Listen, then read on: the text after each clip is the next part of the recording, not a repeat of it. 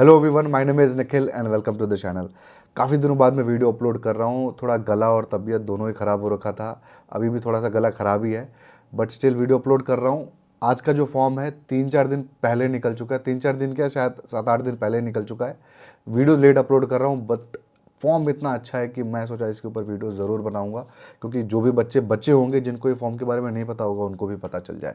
तो आज का ये वीडियो भाई असिस्टेंट सेक्शन ऑफिसर और सेक्शन ऑफिसर जैसी टॉप नॉच, जिसमें से सेक्शन ऑफिसर हमारी गेजेटेड वाली पोस्ट है, इस लेवल की नौकरी का है, जिसके अंदर आप एसएससी सीजीएल में अगर आप टॉप रैंकर होगे तब आप सेक्शन ऑफिसर की पोस्ट को पाते हो। और यहाँ पर आपको 10 साल के बाद मौका मिल रहा है बिना एसएससी सीजीएल के सेक्शन ऑफिसर बनने का, और ये अपॉर्चुनिटी पूरे देश में सभी नागरिकों के लिए अवेलेबल है, मेल फीमेल दोनों ही। तो आइए इसकी डिटेल देखना हम लोग शुरू करते हैं। तो जो डिपार्टमेंट है council of scientific and industrial research, इस डिपार्टमेंट के अंदर सेक्शन ऑफिसर और असिस्टेंट सेक्शन ऑफिसर की रिक्रूटमेंट है। जो ये रिक्रूटमेंट है इसका नाम क्या है, तो उसका नाम है case 2023, combined administrative services examination 2023। ठीक है, केस नाम से ये पॉपुलर है। इन सारे पॉइंट्स के ऊपर डिस्कशन हम लोग आज के वीडियो में करने वाले हैं। डेट को सबसे पहले देख लेते हैं। डेट की बात करें तो 8 दिसंबर को इसका फॉर्म आउट हो चुका है। आपको मैंने बता चुका हूँ ये बात कि ये फॉर्म को निकले काफ़ी टाइम हो चुका है, बट इस फॉर्म को भरने का आखिरी डेट 12 जनवरी 2024 है। तो काफ़ी अच्छा खासा टाइम अभी भी बचा हुआ है। आप चाहो तो आराम से अप्लाई कर सकते हो। लगभग आपके पास यहाँ पे 22 दिन बचे हुए हैं। ठीक है, और 14 जनवरी 2024 जो है वो फ़ी पेमेंट करने का लास्ट डेट है, और जो एग्जामिनेशन इसका होगा वो फरवरी में होगा। तो आपके पास समय भी अच्छा खासा इसके अंदर बचा हुआ है। स्पेशली ऐसे बच्चे जिसका जनरल स्टडीज़ अच्छा है या फिर यूपीएससी की तैयारी कर रहे हैं, उनके लिए फॉर्म बहुत ही ज़्यादा अच्छा है। कैटेगरी देख लेते हैं एप्लीकेशन फ़ीस की। तो 500 रुपये यहाँ पे हमारी एप्लीकेशन फ़ीस है। किसके लिए? जनरल, ओबीसी और ईडब्ल्यूएस के लिए। बाकी अगर आप फीमेल हो, SC, ST, physically handicapped, ex serviceman या फिर सीएसआईआर के, आप पहले से डिपार्टमेंट में काम कर रहे हो, आप प्रमोशन के लिए अप्लाई कर रहे हो, तो 0 रुपीज़ आपके लिए यहाँ पे एप्लीकेशन फ़ीस है। तो चलिए अब हम पोस्ट की डिटेल को देख लेते हैं। पोस्ट की डिटेल की बात करें तो यहाँ पे एएसओ और एसओ यानी असिस्टेंट सेक्शन ऑफिसर और सेक्शन ऑफिसर 2 पोस्ट है। तो सेक्शन ऑफिसर की टोटल देखी जाए तो 76 यहाँ पे पोस्ट है, और असिस्टेंट सेक्शन ऑफिसर की 368 पोस्ट है।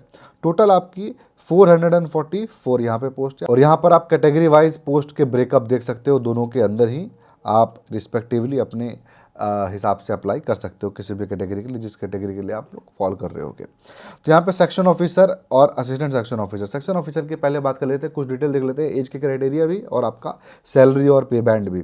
76 आपकी जो पोस्ट है ये आपकी ग्रुप बी गेस्टेड रैंक है। लेवल 8 की आपकी सैलरी है, इसके अंदर मिलेगी। लेवल 8 की नौकरी है, और आपका ये पे बैंड है। मतलब आप अगर सेक्शन ऑफिसर बनते हो तो आप लेके चलिए, आपकी सैलरी मोटा मोटी 90,000 तक टच कर सकती है बहुत ही इजीली आपकी नॉर्मल पोस्टिंग पे भी। इसकी क्वालिफिकेशन की बात करें तो कोई भी ग्रेजुएट इस फॉर्म को अप्लाई कर सकता है। उम्र की बात करें तो 18 से 33 साल तक के बच्चे इस फॉर्म को अप्लाई कर सकते हैं। नेक्स्ट हमारा है असिस्टेंट सेक्शन ऑफिसर। ये आप कोड जो है ना, कोड जरूर याद कर लेना। ये कोड आप फॉर्म भरते वक्त ना प्रेफरेंस भी पूछता है इसके अंदर, तो कोड के हिसाब से आपको ज़्यादा समझ में आएगा वहाँ पे। ठीक है, तो 368 हमारे पास पोस्ट है असिस्टेंट सेक्शन ऑफिसर की। ये ग्रुप बी ए भी है लेकिन नॉन गेस्टेड है, इसलिए आपका देखोगे तो एक लेवल नीचे यानी लेवल 7 की नौकरी है। ये भी प्रमोशन लेकर के सेक्शन ऑफिसर बन जाएगा, और ये भी गेस्टेड रैंक बनेगा। कोई सवाल ही नहीं उठता ना बने, बनेगा ही बनेगा। इसके अंदर भी कोई ग्रेजुएट अप्लाई कर सकता है, और उम्र आपकी सेम 18 से 33 साल है। यहाँ पर आपकी degree BA, BCom, BSc, BTech, MBBS कुछ भी है, आप इस फॉर्म को अप्लाई कर सकते हो। परसेंटेज 33 हो, 93 हो, अप्लाई आप कर सकते हो। करस्पॉन्डेंस वाले बच्चे, पत्राचार वाले बच्चे भी यहाँ पे अप्लाई कर सकते हैं। एज का जो क्राइटेरिया है, एज का कब कैलकुलेशन होगा, तो ये फॉर्म जो है ना उसको भरने का जो लास्ट डेट है वहाँ तक आपकी डिग्री भी आपके हाथ में होनी चाहिए, और एज भी आपका उसी दिन से कैलकुलेट होगा, तो जो कि ये काफ़ी अच्छी बात है। इसके अंदर जो ये नौकरी है ना सेक्शन ऑफिसर की, असिस्टेंट सेक्शन ऑफिसर की, कई डिपार्टमेंट के अंदर भी है। एक आपका जनरल डिपार्टमेंट है, एक आपका स्टोर परचेज है, और एक आपका फाइनेंस एंड अकाउंट्स है। तो यहाँ पे अलग अलग डिपार्टमेंट्स भी है, आपकी पोस्टिंग अलग अलग डिपार्टमेंट्स में होगी। तो ये भी एक पॉइंट है, बस बताना था मुझे। ठीक है, और एक बार कुछ डाउट आपके क्लियर कर देता हूँ कि क्या कोई ग्रेजुएट अप्लाई कर सकता है? बिल्कुल कर सकता है। कोई डोमिसाइल सर्टिफिकेट की यहाँ पे रिक्वायरमेंट नहीं है, डोमिसाइल वगैरह का कोई रिक्वायरमेंट नहीं है। पूरे देश के आप नागरिक हो, आप इस फॉर्म को अप्लाई कर सकते हो। एग्जामिनेशन सेंटर इसका पूरे देश में भी अवेलेबल है और पोस्टिंग भी पूरी कंट्री में कहीं पे भी होगी। फाइनल ईयर के बच्चे नहीं अप्लाई कर सकते हैं, क्योंकि इसका रिजल्ट जो है आपके जो ग्रेजुएशन का वो आ जाना चाहिए। कब तक? इस फॉर्म को भरने तक आपका रिजल्ट आया होना चाहिए। लोकल लैंग्वेज वगैरह का यहाँ पे कोई भी गेम नहीं है और आपका ऑल इंडिया ट्रांसफ़र यहाँ पर होता है। ठीक है, प्लीज़ आप चैनल को भी सब्सक्राइब कर दो और वीडियो को भी लाइक कर दो। प्रमोशन देख लेते हैं एक बार। तो सबसे पहले आप असिस्टेंट सेक्शन ऑफिसर का पोस्ट आपको मिलेगी, और अगर आप सेक्शन ऑफिसर डायरेक्ट बनते हो तो डायरेक्ट आपको ये पोस्ट मिलेगी। असिस्टेंट सेक्शन ऑफिसर को सेक्शन ऑफिसर बनने में लग जाएगा 3 साल और एक एग्जामिनेशन। जो 3 साल एक्सपीरियंस होल्डर है, एक एग्जामिनेशन दे देगा, वो सेक्शन ऑफिसर बन जाएगा, यानी गेस्टेड रैंक हो जाएगी। उसके बाद इसके अंदर जो पोस्ट है अंडर सेक्रेटरी, उसके बाद आपका डेप्यूटी सेक्रेटरी, उसके बाद आपका डायरेक्टर। डायरेक्टर से ऊपर नहीं पहुंच पाते, क्योंकि आईएएस की लॉबी बहुत स्ट्रांग होती है, वो आपको नहीं इससे ऊपर जाने देगी। डायरेक्टर मैक्सिमम पोस्ट है जो आप अचीव कर पाते हो, और मुझे लगता भी नहीं है कि इससे ऊपर अचीव कोई कर पाएगा, क्योंकि काफ़ी ज़्यादा बड़ी पोस्ट है। डायरेक्टर भी काफ़ी अच्छी खासी पोस्ट होती है। तो ये आपका प्रमोशन है। प्रमोशन के बीच में एग्जामिनेशन भी देना पड़ेगा और एक उम्र की भी आपको एलिजिबिलिटी पास करनी पड़ेगी। सैलरी के ऊपर आ जाते हैं। सैलरी आपके सामने है। असिस्टेंट सेक्शन ऑफिसर की आप देख सकते हो 76,000 इन हैंड सैलरी आपके सामने दिख रही है। ये आपकी दिल्ली के अंदर है, ठीक है। और ये आपकी यहाँ पे दिख रहा होगा ना, ये आपका एचआरए है। और अगर आपका सेम आप सेक्शन ऑफिसर हो तो इजीली मैं आपको बताया था ना 96,000 के आसपास आप अपनी सैलरी लेकर के चलो। 96,000 आपकी सैलरी मिलेगी अगर आप सेक्शन ऑफिसर हो तो ये आपकी सैलरी है। काफ़ी अच्छी खासी इसके अंदर सैलरी है। पैटर्न को देख लेते हैं कि आखिर भाई क्या प्रोसेस है इसके अंदर। प्रोसेस थोड़ा सा कॉम्प्लिकेटेड है, इसलिए यहाँ पे ज़रूर सुनना। सबसे पहला है आपका प्रीलिम्स एग्जामिनेशन, जिसके अंदर पेपर 1 और पेपर 2 दो पेपर है। मेंस एग्जामिनेशन नहीं है। प्रीलिम्स के अंदर ही पेपर 1 पेपर 2 दोनों एक साथ होगा। पास हो गए तो होगा दूसरा, ऐसा नहीं है। उसके बाद आपका मेंस के नाम पे एक डिस्क्रिप्टिव है, जिसको हम लोग पेपर 3 यहाँ पे बोल रहे हैं। उसके बाद इंटरव्यू और सीपीटी। इंटरव्यू आपका पास सिर्फ और सिर्फ सेक्शन ऑफिसर वाली पोस्ट के लिए है, और असिस्टेंट सेक्शन ऑफिसर वाले पोस्ट के लिए सीपीटी है, यानी कंप्यूटर प्रोफिशिएंसी टेस्ट। एक छोटा सा टेस्ट लेंगे ये लोग, ठीक है। 1/3 आपकी नेगेटिव मार्किंग है पेपर 1 पेपर 2 के अंदर। ये हो गया आपका एग्जामिनेशन पैटर्न। अब पैटर्न को हम लोग डिटेल में डिस्कशन कर लेते हैं। तो सबसे पहले आप पेपर 1 देख लीजिए। पेपर 1 देखेंगे तो जनरल अवेयरनेस का एक पेपर होगा, जिसमें आपके 100 क्वेश्चन होंगे, ठीक है। और उसके बाद एक इंग्लिश का होगा, जिसमें आपके 50 क्वेश्चन होंगे। दोनों आपका एक साथ ही होगा, जो कि आपके 150 क्वेश्चन 150 मार्क्स सॉल्व करने के लिए आपको 120 मिनट यानी 2 घंटे मिलेंगे। बहुत ही अच्छी बात इसके अंदर ये है, स्पेशली जो यूपीएससी वाले बच्चे हैं ना, 100 नंबर का जीएस है भाई। यूपीएससी का जो पैटर्न है ऑलमोस्ट एकदम सिमिलर है। अगर आप यूपीएससी की तैयारी कर रहे हो या फिर कोई भी स्टेट पीसीएस की तैयारी कर रहे हो, तो ऐसा मौका आपको इस जन्म में नहीं मिलने वाला है। मैं चैलेंज करता हूँ, क्योंकि 10 साल के बाद ये फॉर्म निकल रहा है। अगले 10 साल बाद निकलेगा ना, आप तब तक बूढ़े हो चुके होंगे, आपके बच्चे पेपर दे रहे, बच्चे पेपर तो नहीं दे रहे होंगे, बच्चे हो चुके होंगे, लेकिन तो वो समय काफ़ी समय बाद आएगा। तो आप समझ के चलिए कि ये मौका एक ही बार आपको लाइफ में देखने को मिलता है। तो ये आपका 150 मार्क्स का हो गया पेपर 1। पेपर 1 के बाद आपका पेपर 2 होगा, एक ही दिन होगा। इसके अंदर आपका कई सारे टॉपिक्स है, टॉपिक्स आपको बताऊंगा, बट नाम जो यहाँ पर है जनरल इंटेलिजेंस, रीजनिंग और मेंटल एबिलिटी, 3 नाम दिए गए हैं। 200 क्वेश्चन होगा। 0.33 यानी 1/3 की नेगेटिव मार्किंग यहाँ पर भी है और ऊपर भी थी। इसके अंदर 200 क्वेश्चन है, 200 मार्क्स का सॉल्व करने के लिए 2.5 घंटा मिलेगा, यानी 150 मिनट मिलेंगे।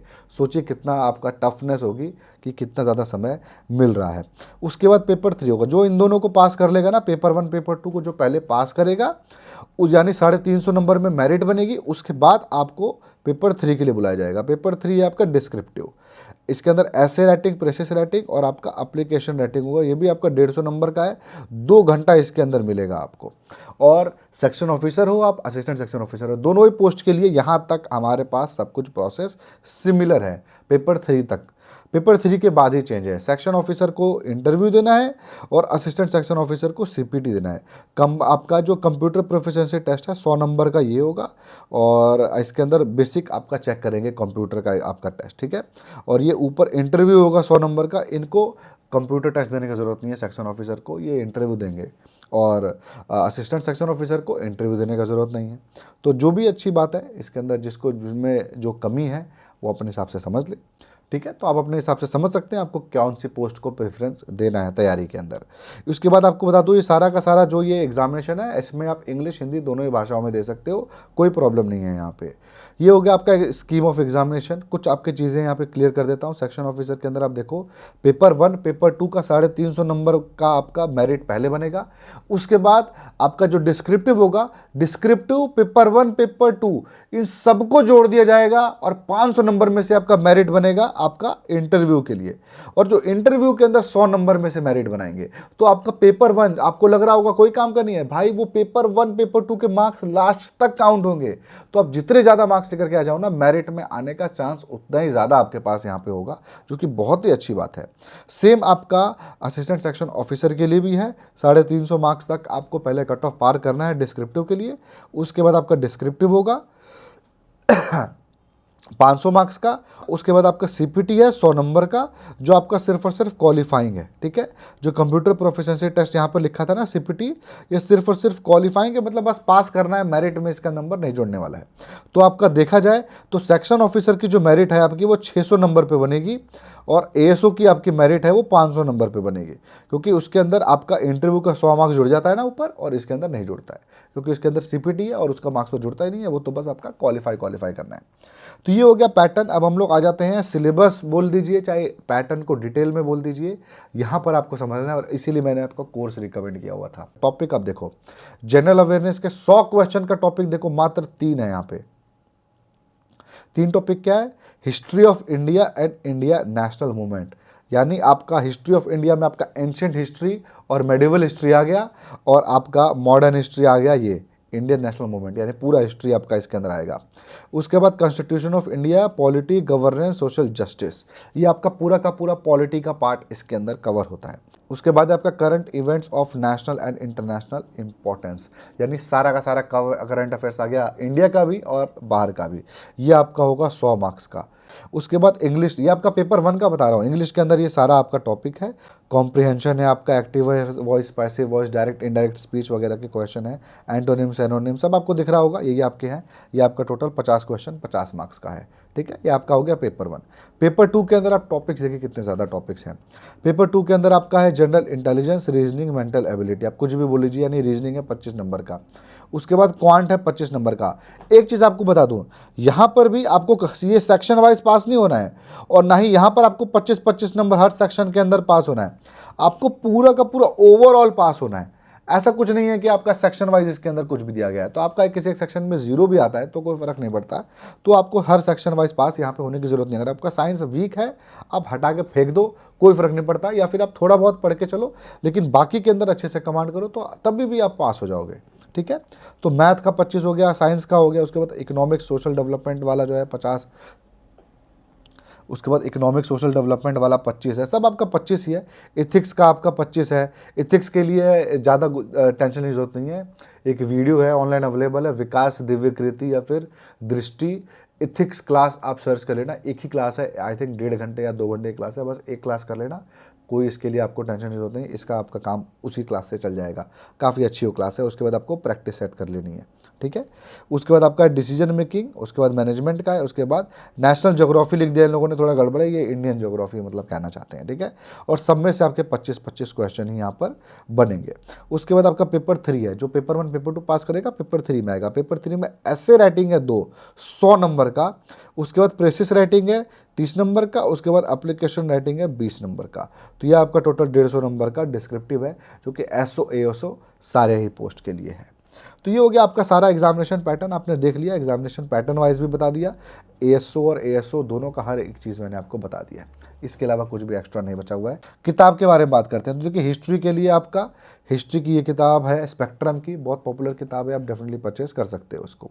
इंडियन पॉलिटी एम लक्ष्मीकांत की ये रामबाण किताब है, ये भी और आपकी ये भी, ये दोनों किताब कंपलसरी है अगर आप यूपीएससी की या किसी भी स्टेट पीसीएस की तैयारी करते हो। ये 2 किताब तो आप ज़रूर आपके पास होनी चाहिए, बहुत अच्छी किताबें हैं ये। इसके बाद यहाँ पे जनरल साइंस के लिए 2 किताबें मैं रिकमेंड करता हूँ, दोनों में से कोई एक ही परचेस करना, दोनों परचेस मत करना अनटिल अनलेस आप किसी ऐसे एग्जामिनेशन की तैयारी करते हो जिसमें साइंस का अपने आप में बहुत ज़्यादा योगदान है, जैसे यूपीएससी के सीडीएस एग्जामिनेशन उसकी तैयारी करते हो, तब आप भले दोनों ले सकते हो। देखिए, अगर आपको किताब पढ़ना है, नॉलेज लेना है, नॉलेज वाला आपका पॉइंट ऑफ व्यू रहता है, तो ये एनसीईआरटी की जनरल साइंस है, ओल्ड और न्यू एनसीईआरटी का कंपाइलेशन है इसके अंदर, तो ये आपकी काफ़ी अच्छी किताब हो सकती है नॉलेज वाइज। लेकिन मैं रिकमेंड करता हूँ यहाँ पर ना क्वेश्चन वाइज, क्योंकि क्वेश्चन वाले ज़्यादा चीज़ें इसके अंदर फंसती हैं। तो ये एक किताब है आपके पास, 5000 से ज़्यादा इसके अंदर जनरल साइंस के क्वेश्चन दिए गए हैं। ये मैंने पहले भी रिकमेंड किया है, यहाँ पर भी रिकमेंड करता हूँ। साइंस का फ्री पीडीएफ भी मेरे टेलीग्राम ग्रुप में अवेलेबल है। टेलीग्राम पे आप जाइए, नोवर निखिल सर्च करिए और मेरा टेलीग्राम ग्रुप ज्वाइन करिए। इस वीडियो के बाद मैं पीडीएफ फ्री में डाल दूंगा। जनरल साइंस का तो फ्री पीडीएफ, यानी एनसीईआरटी जो ये किताब है ना, जो ये किताब काम करती है, यही किताब का पीडीएफ मेरे पास है, पूरा का पूरा कंपाइलेशन बनाया हुआ है आपका एनसीईआरटी का ही। आई थिंक 80 पेज के अंदर एक आपका सब्जेक्ट, यानी बायो 80 पेज, 100 या 80 पेज में आपका फिजिक्स और 180 पेज में केमिस्ट्री, ऐसे करके हमने सब कुछ कवर किया हुआ है। और 55 क्वेश्चन के एमसीक्यू भी आपके जनरल साइंस के दिए गए हैं, जो कि यूपीएससी से आपके मिलते जुलते हैं, तो वो आपका डेफिनेटली काम आएगा। पॉलिटी का तो और हिस्ट्री का, इसका भी पीडीएफ शायद मैं अवेलेबल आपको करवा दूंगा, ठीक है।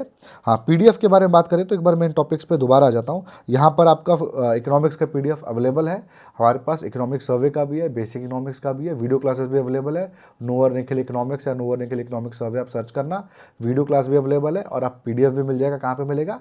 टेलीग्राम के ऊपर, नोवर निखिल सर्च करके। इसके अलावा इसके अंदर जिस भी टॉपिक में पीडीएफ अवेलेबल होगा मेरे पास, मैं सब कुछ आपको अवेल करवा दूंगा, ठीक है। हाँ, अब हम लोग रीजनिंग के लिए आप ये शॉर्टकट इन रीजनिंग परचेस कर लेना, इसके लिए बहुत मोर देन सफिशिएंट है। अगर बैंकिंग सेक्टर की तरफ, कैट की तरफ रुझान है, तो आप वर्बल नॉन वर्बल रीजनिंग ये किताब परचेस कर सकते हो। इसके अलावा हाँ, क्वांट के लिए फास्ट ट्रैक अर्थमेटिक परचेस कर लेना, आँख बंद करके, बहुत अच्छी किताब है, इस नौकरी के लिए काफ़ी ज़्यादा सफिशिएंट है। कंप्यूटर के लिए चाहिए तो ले लेना, वरना मैं रिकमेंड नहीं करता ये बुक परचेस करना। इंग्लिश के लिए आपकी दिशा की एसेंशियल इंग्लिश और एसपी बख्शी की आपकी ये ऑब्जेक्टिव जनरल इंग्लिश, दोनों ही बहुत अच्छी किताबें हैं, दोनों को इक्वल लेवल पे मानता हूँ मैं, तो जो सस्ती होगी उसको परचेस कर लेना। इन सारे किताबों की लिंक आपको डिस्क्रिप्शन में मिल जाएगी, लिंक के थ्रू ज़रूर जाना, क्योंकि हो सकता है कि वहाँ पर आप जाओ, दूसरा किताब या दूसरा वर्जन आप परचेस कर लो, तो वो नहीं होना चाहिए। आप वही वर्जन परचेस करना जो मैं रिकमेंड कर रहा हूँ। किताबों के बारे में तो यहाँ पे पता चली गया। इसके अलावा करंट अफेयर्स या फिर और भी जो पीडीएफ है, मैं आपको टेलीग्राम ग्रुप में आपको देने वाला हूँ, तो वहाँ पे आप मुझे फॉलो करें ना, टेलीग्राम पे आपको ज़रूर चीज़ें मिल जाएगी। तो यहाँ पे कुछ आपके डाउट है क्या? एक से ज़्यादा पोस्ट के लिए अप्लाई कर सकते हैं आप, दोनों पोस्ट के लिए एक साथ ही अप्लाई हो जाएगा और आपका प्रेफरेंस आप वहाँ पर चुन सकते हो। क्या डिफरेंट स्टेट से अप्लाई कर सकते हो? पूरे के पूरे देश की नौकरी है, कहीं से भी अप्लाई आप कर सकते हो। एग्जामिनेशन सेंटर भी पूरे देश में अवेलेबल है, आप जाना इसके अंदर चॉइस देखोगे ना, एग्जामिनेशन सेंटर का फॉर्म भरते वक्त पूरे देश में अवेलेबल है।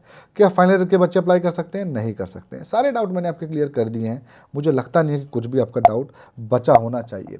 तो सब डाउट मैंने क्लियर किया है। काफ़ी दिनों बाद वीडियो अपलोड कर रहा हूँ, गला ख़राब है इसलिए वीडियो में डिले हो रहा है, गला ख़राब, तबीयत थोड़े से डाउन था, बट ठीक होता ही मैं भी।